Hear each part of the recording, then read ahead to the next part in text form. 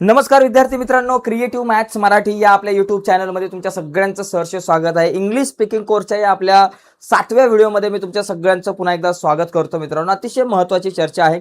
मागच्या काही व्हिडिओजमध्ये आपण टेन्सचा वापर कसा करायचा, त्याच्यामध्ये आपण सिंपल टेन्स, जे 3 सिंपल टेन्स आहेत, साधा वर्तमान काळ, साधा भविष्यकाळ, साधा भूतकाळ, या तीनही काळांची मराठी वाक्य असतील आणि त्यांचं जर इंग्रजीमध्ये जर रूपांतर करायचं असेल तर त्यासाठी आपण कशा प्रकारे रचना करू शकतो यावर चर्चा केली.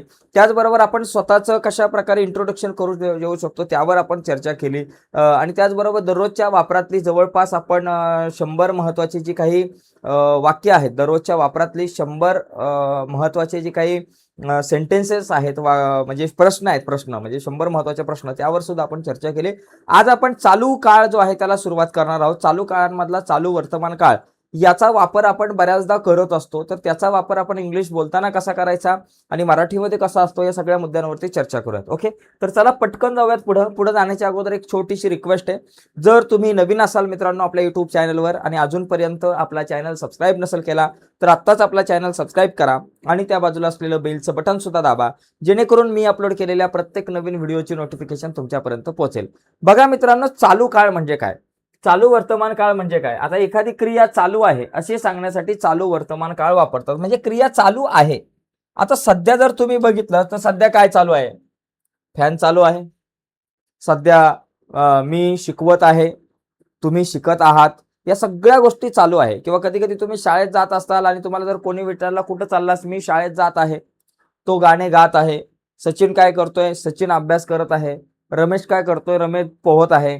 गणेश क्रिकेट खेळत आहे. अशा प्रकारची जी वाक्य आहे, जी चालू काळ आहे म्हणजे क्रिया चालू आहे, या प्रकारची वाक्य आपण बऱ्याचदा आपल्या या जीवनामध्ये दररोजच्या बोलत असतो. जसं की या ठिकाणी बघा, सचिन खेळत आहे, रामदास जेवत आहे, गणेश शाळेत जात आहे, ते पोहत आहे किंवा ती पोहत आहे, राधा गाणं म्हणत आहे किंवा राधा गाणं गात आहे.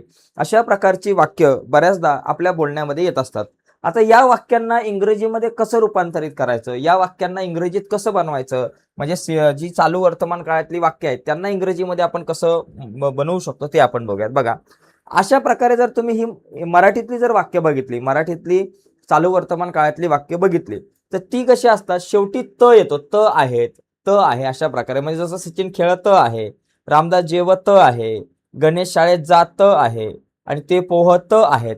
अशा प्रकारे त आणि आहे, आहेत या पद्धतीच्या जर रचना असतील तर ते वाक्य जे आहे तर ते वाक्य कशाचं असतं, चालू वर्तमान काळाचं असतं. ठीक आहे, तर आता या वाक्यांना इंग्रजीमध्ये बनवताना काय करायचं, तर त्याच्यासाठी मित्रांनो हे एक रचना सूत्र आहे.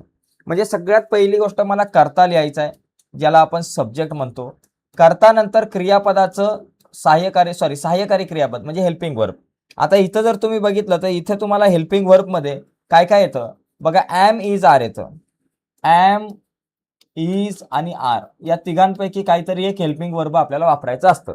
आता एमचा वापर केव्हा येतो, ज्यावेळेस तुमचा कर्ता आय असेल, सब्जेक्ट आय असेल, त्यावेळेस आपण एमचा वापर करतो. आय नंतर एम आपण वापरतो.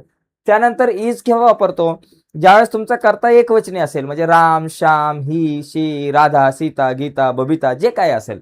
जर कर्ता तुमचा एकवचनी असेल तर तुम्हाला तिथं सहाय्यकारी क्रियापद इज म्हणून वापरायचं आहे. आणि आर केव्हा वापरायचं, ज्यावेळेस कर्ता अनेक वचनी असेल, जसं they are, we are, Ram and Shyam are, अनेक वचनी जर का तुमचा कर्ता असेल त्यावेळेस सहाय्यकारी क्रियापद जे आहे ते आर वापरायचं. म्हणजे एम इज आर पैकी एक काहीतरी वापरायचं. आय नंतर एम, कर्ता एक वचनी असेल तर इज, आणि जर का कर्ता अनेक वचनी असेल तर आरचा वापर करायचा. त्याच्यानंतर क्रियापदाला आय एन जी, इथं जरा थोडंसं राहिलेलं आहे, चुकलेलं आहे. इथं क्रियापदाला आय एन जी लिहायचं बरं राहिलं, व्ही आय एन जी.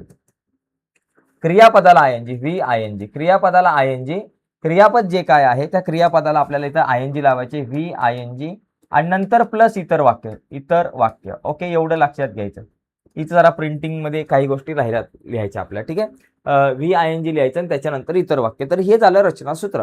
तर आता आपण या ठिकाणी बघूयात, हे जे वाक्य आहे सचिन खेळत आहे, याला इंग्लिशमध्ये कसं तुम्ही बनवाल.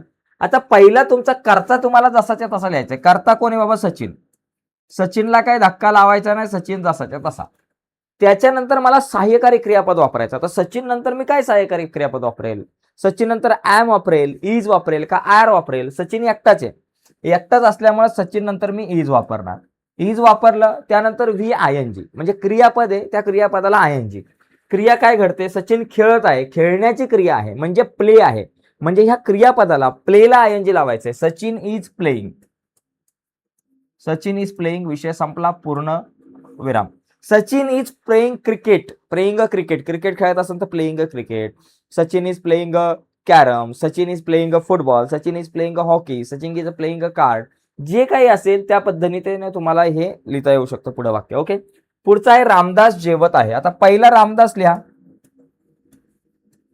पहिलं रामदास लिहिलं, करता लिहिलं, त्याच्यानंतर हेल्पिंग वर्ब, रामदास एकटाच आहे म्हणून इज, आणि जेवतोय, जेवत आहे, जेवत असणे म्हणजे इट, इटचं eating, Ramdas is eating, Ramdas is eating a mango, Ramdas is eating a food, Ramdas is eating a panipuri, जे काही असेल ते.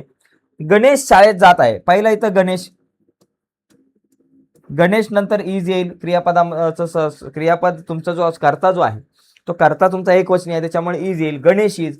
आणि त्याच्यानंतर मग गणेश काय करतोय, शाळेत जात आहे, गणेश इज गोईंग, गोईंग जाणे म्हणजे गोला आहे गोईंग टू स्कूल. ओके, त्याचप्रमाणे आता ते पोहत आहे, ते म्हणजे दे, ते म्हणजे दे नंतर मी काय वापरणार बाबा, सहाय्यकारी क्रियापद they are, they are, they are नंतर काय बाबा, पोहत असले, पोहत असले म्हणजे स्विम, स्विम, स्विमला आयएनजी लावा, स्विमिंग.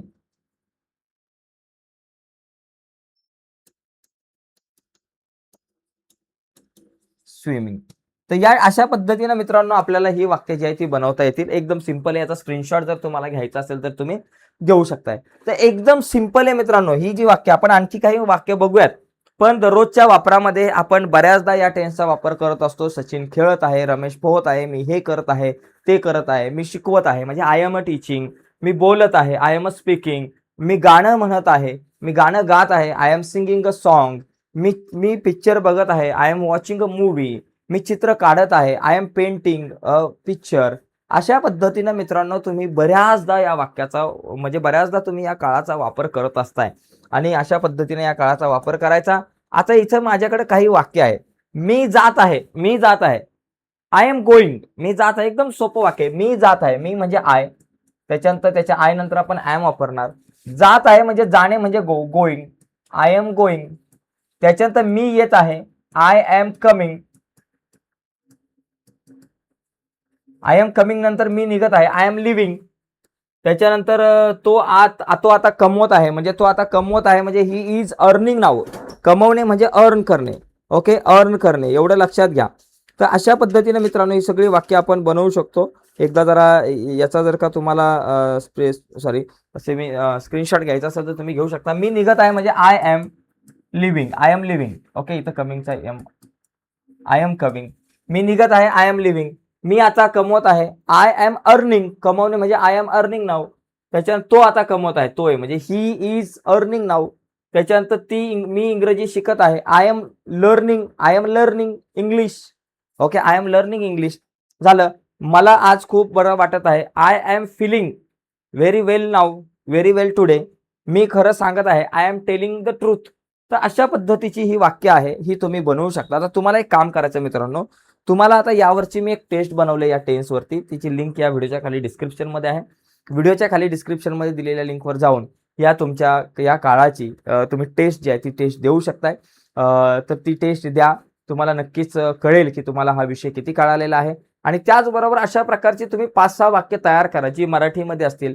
मी जेवत आहे, मी खात आहे, मी अभ्यास करत आहे, मी पुण्याला जात आहे, मी मुंबईला जात आहे, मी काय काय करत आहे, अशी वर्तमान काळाची जी काही चालू वर्तमान काळाची वाक्य आहेत ती मराठीतली लिहून काढा आणि नंतर त्याला इंग्रजीमध्ये बनवण्याचा प्रयत्न करा. जमतायत का बघा, ट्राय करा. उद्याच्या व्हिडिओमध्ये आपण चालू भूतकाळावरती चर्चा करूयात. तर आज सध्या इथेच थांबू.